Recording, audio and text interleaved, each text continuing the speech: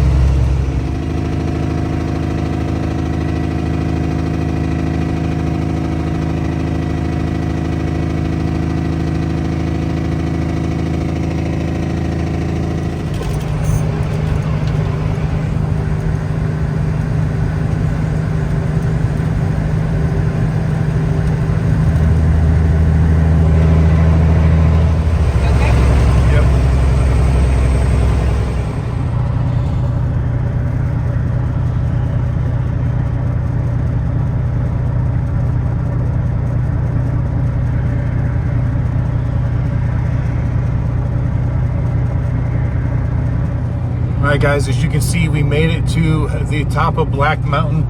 Now, coming from the west, it's really not that steep to get to the top because we're already in the mountains. It is an uphill grade, and I did have to downshift to like 5th gear, but it's not for like a really long pull or anything. But now that we're here at the top, I decided to just go to pull off to the side, you know, give everything a quick check, and take the opportunity to use the restroom real fast. From here, we will proceed down the hill. Now you'll see that trucks are supposed to maintain 35 mile an hour. And for me to maintain 35 mile an hour, I would typically want to be in like a 5th gear in an over rev. So like I said, here I gotta go slow. I gotta go about 17 mile an hour, and it's just a really, really slow ride down the hill. And that's exactly why we're doing it at night. It's like 11:30 at night now. There's way less traffic than there would have been. As you see, there's an interstate behind me, and you see a car here and there. Not a lot. So a few more moments, and we're gonna head down this hill.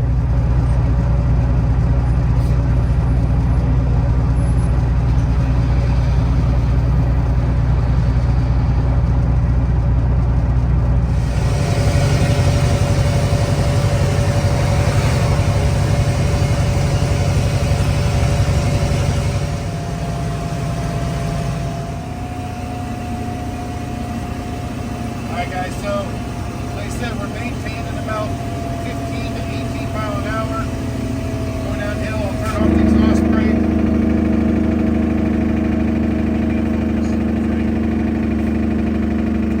Don't slow down too much, I'll just turn everything off, let it start to pick up speed a little bit more.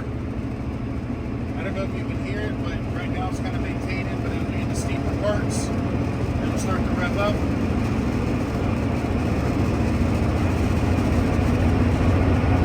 About 1,700 RPM right now. Creep it up to 1,800. So hit the jake brake again. Jake brake back off. Sometimes I'll use the jake brake and the exhaust brake. Sometimes I'll flip between the two of them. Sometimes I gotta run both, depending on how steep it is. Picking up speed again. Both on.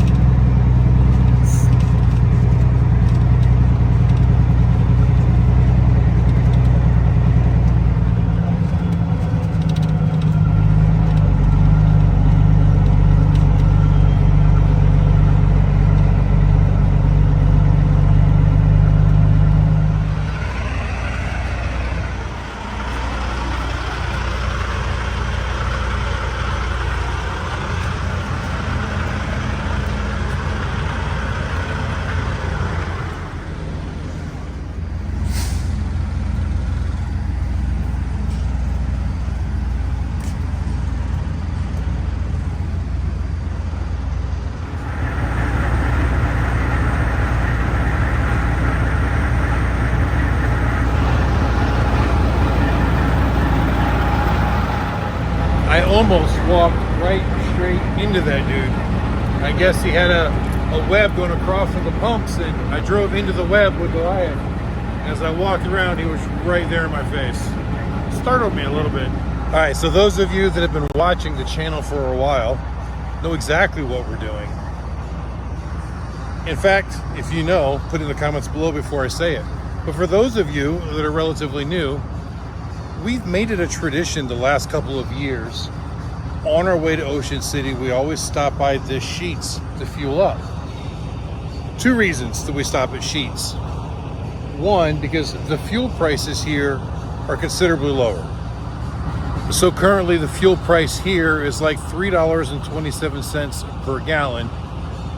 And like we passed the Love a few miles back, it was $3.94 per gallon. So it's a pretty good savings, right? Now, I really didn't need fuel. I've got 3/4 of a tank. And that's because if you guys remember, on our way back from Brenda and Ron's house 2 weeks ago, we stopped at that Shell and stayed the night. And the fuel there was actually pretty cheap as well. So I went ahead and topped off while I was there, even though I didn't really need it to get home. So now we have more than we normally would when we stop here.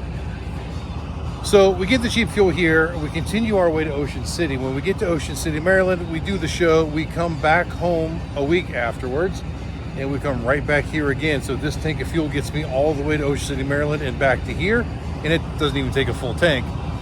But then I'll fill up here again, and then I'll have the cheaper fuel getting back home and getting us ready probably all the way over to Maryville, the next show after that.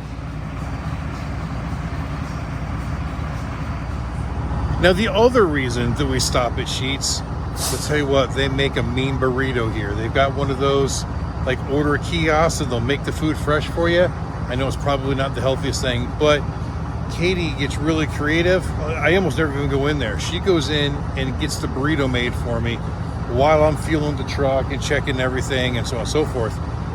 And like steak and some cheese and potatoes and onions and jalapenos, and it comes out so good. It's one of my favorites. And it's not that often we get to go to a Sheetz. So like I said, it's been almost a year since I've had one. So yeah, we always look forward to it. And I was hungry before we left the house. It's 2 a.m. now, a little after 2 a.m., like 10 after 2, I think. We ended up pulling out about 9, and I was hungry, but I decided not to eat then because I wanted to really enjoy this burrito. Now, let me go check my fuel pumps.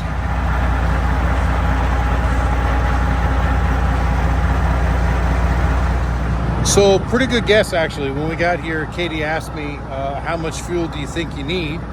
And I said, well, I doubt it's going to take much more than 50 gallons or so. So she did the math, said $170. And well, it was pretty close. I mean, I could have probably squeezed another 5 or 10 in there maybe. But good enough to get the job done. It'll get us there. So I know I haven't filmed a whole lot of the journey up until this point. We've gone hundreds of miles, and you've probably only got a couple of minutes worth of footage there. But it's been so dark, and it's been rainy all day, on and off all day while we were doing pre-trip and loading and everything. Kind of a miserable day to get set up to go. And it hasn't rained on us much since we've been driving, a couple sprinkles here and there. But with the overcast skies, we're not even getting any moonlight or starlight. So some of the areas are just so dark. And then to top it all off, there's been a lot of fog too. So not too bad right now, but if you look, I mean, you can see it's foggy. So it just hasn't been good camera type, footage type stuff. You know what I'm trying to say. It wouldn't have come out good filming it anyway. So anyway, Katie's back with my burrito now. We'll go chow down. All right, guys, wolfed down that burrito, and Katie grabbed a sandwich as well. We've only got about 30 miles left until the truck stop that we plan to park at for the evening, I guess the remainder of the morning, whatever. It's only about 30 miles away, so we're gonna hurry up and get there. I know coming down Black Mountain like that is really, really slow and probably annoying to some of the other people. But it honestly is the only truly safe way to do it. Any other gear, it would have just accelerated too much, and I would have had to been on the brakes way too often, and I would have overheated the brakes before I got to the bottom. And I don't ever want to have to use one of those runaway ramps. So that would have been a mistake. But yeah, going slow takes a lot longer, but it's a safe way down the hill.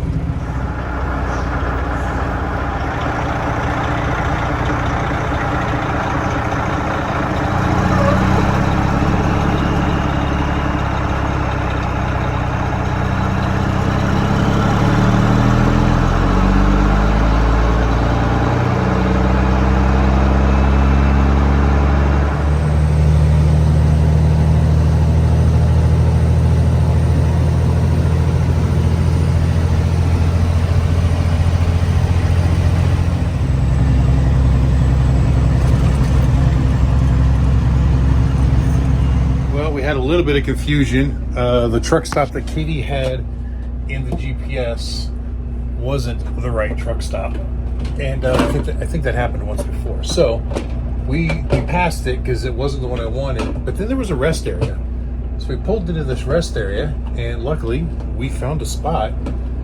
And truth is, I'll get the coffee pot later. Truth is, we don't need any of the services at the truck stop because we've already got fuel and everything else. I've got my coffee pots. I'm going to get it set up in the morning. All I got to do is hit start and brew coffee. And usually it's going to be a little quieter in a rest area than it will be in the truck stop. So we figured we'll park here for right now. It's 3 a.m. I'm starting to get tired. I think that burrito's starting to kick in as well. And so we're trying to get some rest and get up at a still decent time in the morning, not super bright and early, and get back on the road. So for right now, we'll see you guys when the sun comes up.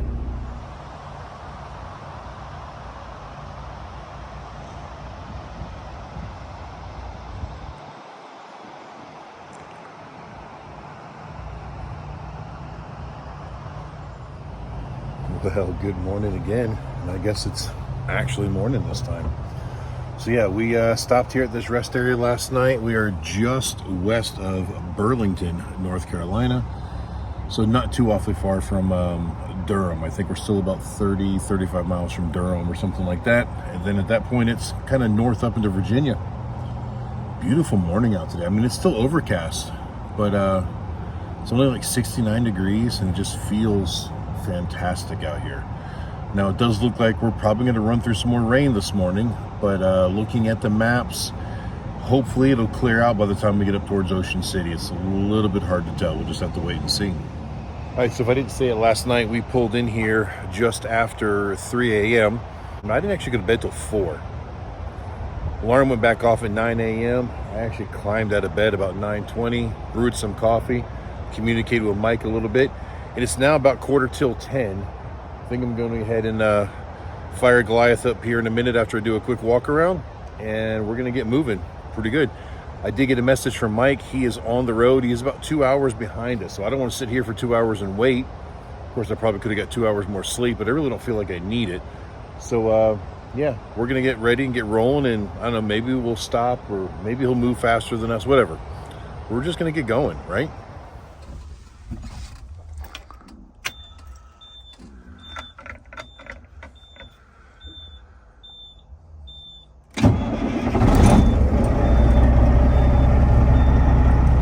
You know, the weather was actually so nice last night. We didn't bother with air conditioning or having to pull up the generator or nothing like that.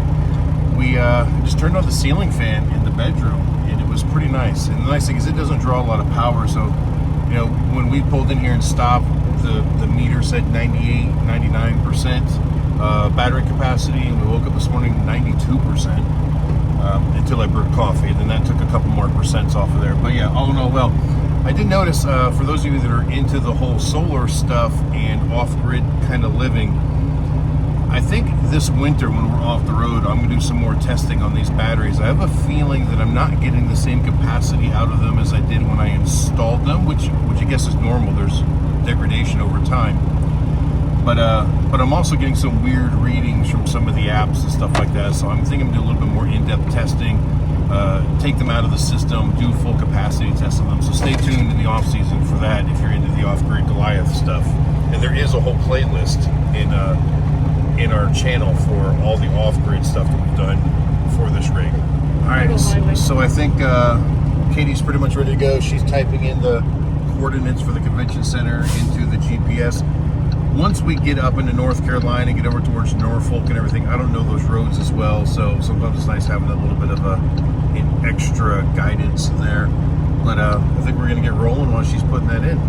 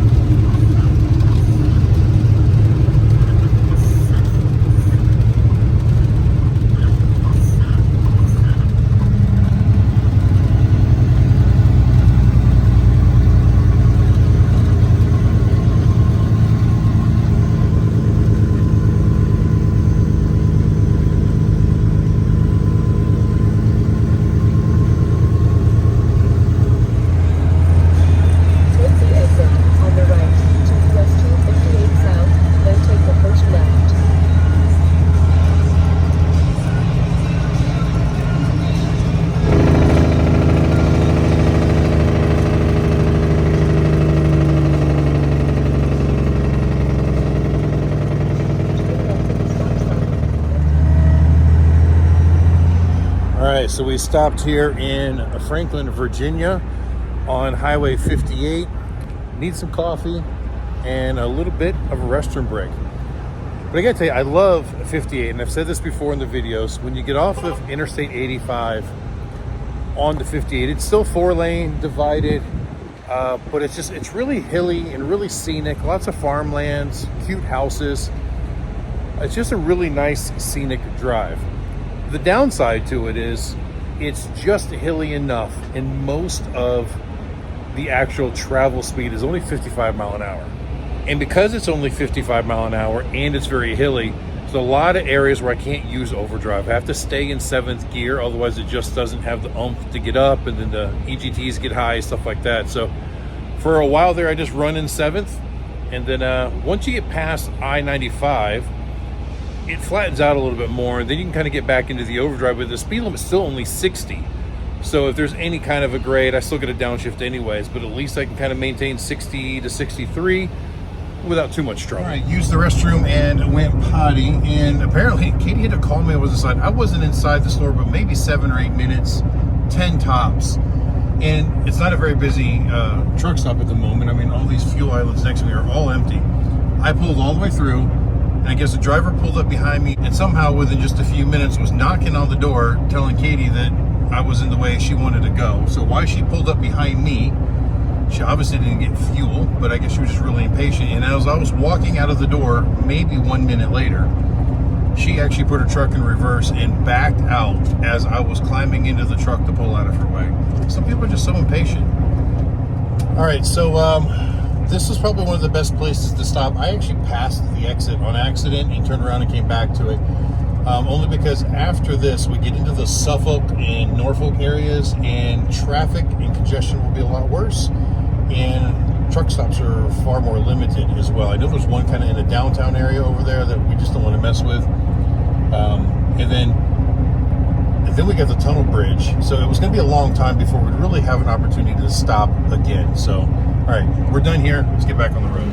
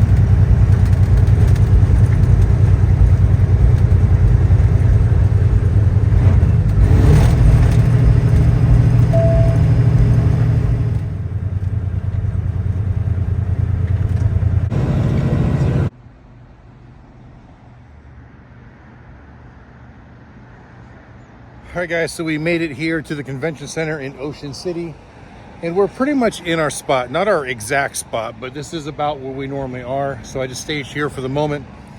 The vendor that is normally in front of us sent me a text message earlier. He's running late.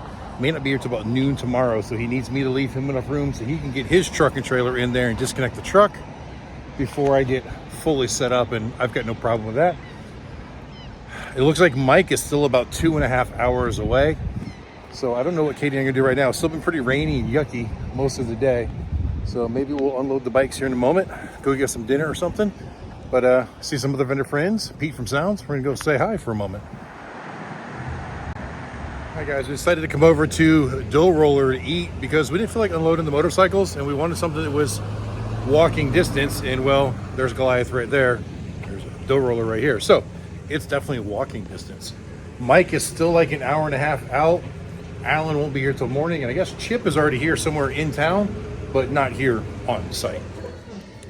All right guys, got done with dinner. We're sitting here waiting for Mike, who should show up any minute. And the wash crew decided to go ahead and wash Goliath tonight in the dark rather than waiting till tomorrow. So I said, sure, usually nighttime jobs, something's going on. And there he is right there.